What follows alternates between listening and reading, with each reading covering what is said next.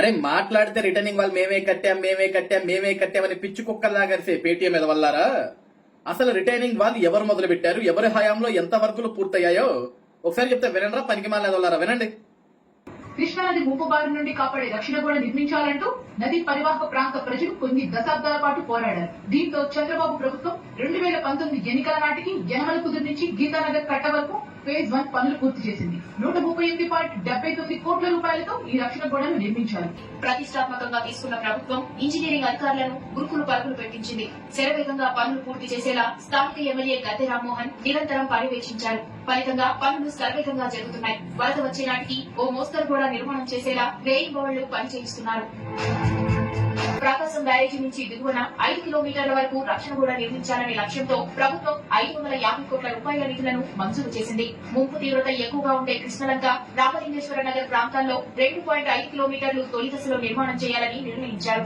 ఈ మేరకు కీలక ప్రాంతాల్లో పనులను చేపట్టిన నిర్మాణ సంస్థ 6 నెలల వ్యవధిలో కిలోమీటర్ పైగా రక్షణ గోడ నిర్మాణం పూర్తి చేశారు. దీనికోసం 164 కోట్ల రూపాయలు ఖర్చు చేస్తున్నారు. నిధులకు ఎలాంటి లోటు లేకుండా చూసినందున పనులకు ఎలాంటి ఆటంకం రాలేదు. 6 ఏళ్లు తిరగకముందే రామలింగేశ్వర నగర్ వద్ద 2 కిలోమీటర్లకు పైగా నిలువెత్తు గోడ రక్షణ కవచంలా కళ్ల ముందు దర్శనమిస్తోంది. శరవేగంగా గోడ నిర్మాణం పూర్తి కావడం వల్ల ఆ ప్రాంతవాసుల గుండెల్లో ధైర్యాన్ని నింపుతోంది. ఎరా వినపడిందా? రిటైనింగ్ వాల్ పనులు ఏ ప్రభుత్వ హయాంలో ప్రారంభోత్సవం జరిగాయి, ఎంత మేరకు పూర్తయ్యాయి, ఎన్ని కిలోమీటర్లు పూర్తయ్యాయో చాలా అద్భుతంగా వివరించారు. వినపడిందా? 5 రూపాయల కూలీకి పనిచేయటం కాదు, అప్పుడప్పుడు చెవులు పెట్టి వినండి, కల్లారా చూడండి, వాస్తవాలు తెలుసుకోండి. 2014లో చంద్రబాబు నాయుడు గారు ముఖ్యమంత్రిగా ప్రమాణ స్వీకారం చేసిన తర్వాత స్థానిక ఎమ్మెల్యే అయిన గద్దె రామ్మోహన్ రావు గారితో కూర్చొని చర్చించి నాటి ఇరిగేషన్ శాఖ మంత్రి అయిన దేవినేని ఉమామహేశ్వరరావు గారితో మాట్లాడి ఇరిగేషన్ శాఖ ద్వారానే నిధులు కేటాయించి రిటైనింగ్ వాల్ పనులు ప్రారంభించడం జరిగింది. దాదాపుగా 2.5 కిలోమీటర్ల మేరకు ఆ పనుల్ని పూర్తి చేయడం కూడా జరిగింది. గతంలో తెలుగుదేశం పార్టీలో మాతోటే ఉండి గుడివాడ నియోజకవర్గం నుంచి ఎమ్మెల్యేగా పోటీ చేసి ఓడిపోయిన దేవినేని అవినాష్ గారు కూడా ఆ రోజు ఇదే రిటైనింగ్ వాల్ దగ్గరికి నారా చంద్రబాబు నాయుడు గారితో కలిసి వెళ్లటం కూడా జరిగింది. 20 ఆగస్టు 2019న తెలుగుదేశం పార్టీ అఫీషియల్ పేజ్ లో ఈ పోస్ట్ ని పోస్ట్ చేయడం జరిగింది. ఈ చిత్రంలో ఎవరున్నారు జాగ్రత్త చూసుకోండిరా. ఈ వైట్ షర్ట్ ఎవరో క్లారిటీ ఉందా? ఆయన పేరే Devineni Avinash. Telugu Desam party official page లో ఆ పోస్ట్ పెట్టిన నాటికి కూడా 20 ఆగస్టు 2019 కూడా దేవినేని అవినాష్ గారు తెలుగుదేశం పార్టీతోటే ఉన్నాడు, తెలుగుదేశం పార్టీలోనే ఉన్నాడు. ఆయన వైఎస్ఆర్సీపీ పార్టీలోకి ఎప్పుడు జాయిన్ అయ్యాడండి? 15 నవంబర్ 2019. పోస్ట్ పెట్టింది ఎప్పుడండి? ఆగస్టు 20, 2019. మార్చి 31, 2021న వైఎస్ జగన్మోహన్ రెడ్డి గారి రిటైనింగ్ వాళ్ళకి శంకుస్థాపన చేస్తే మరి ఆగస్టు 20, 2019న మొదటి దశ నిర్మాణం జరిగింది అనే ఒక ఫోటోలలో మీరు ఎట్లుంటారు దేవినేని అవినాష్ గారు? మీరు పార్టీ అన్నంత మాత్రాన నిజాలు కనుమరుగైపో కదా అవినాష్ గారు.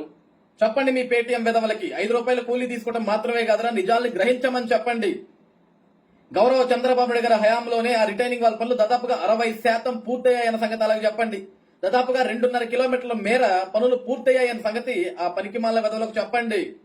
ఈ రోజు మీరు మీడియా ముందుకు వచ్చి జగన్మోహన్ రెడ్డి పక్కన చేరి ఆ రిటైనింగ్ వాళ్ళకి చంద్రబాబు నాయుడు గారికి ఎటువంటి సంబంధం లేదు, కేవలం జగన్మోహన్ రెడ్డి తోటి ఇది సాధ్యం అని మీరు 4 ముక్కలు మాట్లాడంగానే ఆ ముక్కల్ని పట్టుకొని ఈ పేటీఎం విధవలంతా రెంకెలేస్తున్నారు, కుక్కల మాదిరి అరుస్తున్నారు.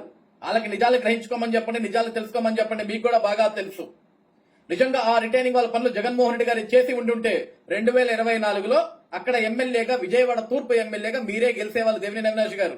మీరు గెలవలేదంటే అర్థం ఏంటి? ఆ రిటైనింగ్ వాళ్ళ పనులు కేవలం గద్దె రామ్మోహన్ రావు గారి చొరవతోటి, గద్దె రామ్మోహన్ రావు గారి ఆధ్వర్యంలోనే ఆయన ఎమ్మెల్యేగా ఉన్నప్పుడే నాటి ముఖ్యమంత్రి చంద్రబాబు నాయుడు గారితో మాట్లాడి విజయవాడ తూర్పు ప్రజలు ఎవరు కూడా ఇబ్బంది పడకూడదని ఒక లక్ష్యంతో గద్దె రామ్మోహన్ రావు గారు దగ్గరుండి ఆ రిటైనింగ్ వాళ్ళ పనులు చేయించుకున్నాడు. నాటి ఇరిగేషన్ శాఖ మంత్రి అయిన దేవినేని ఉమామహేశ్వర గారితో ఎప్పటికప్పుడు మాట్లాడుతూ దానికి నిధులు కేటాయించుకున్నాడు. ఆ రిటైనింగ్ వాళ్ళ పనులు మొదలుపెట్టింది గద్దె రామ్మోహన్ రావు గారు తెలుసు కాబట్టి అక్కడున్న స్థానిక ప్రజానికం కూడా మళ్లీ గద్దె రామ్మోహన్ రావు గారిని 2024లో గెలిపించుకున్నారు, నిజాయితీని నిరూపించుకున్నారు. కాబట్టి మీరు తప్పుడు ప్రచారాలు చేసినంత మాత్రాన నిజాలు కనుమరుగైపోవు. ఇలా తప్పుడు ప్రచారాలు చేసే మీ పేటీఎం పెదవులతో తప్పుడు ప్రచారాలు చేయించి పనికి మళ్ళీ మాట్లాడిపించారు కాబట్టి 151 స్థానాలు కాస్త 11కు పడిపోయాయి. ఇప్పటికైనా సరే తప్పుడు ప్రచారాలు మానుకొని కొంచెం మనుషుల్లాగా బ్రతకడం నేర్చుకోండి.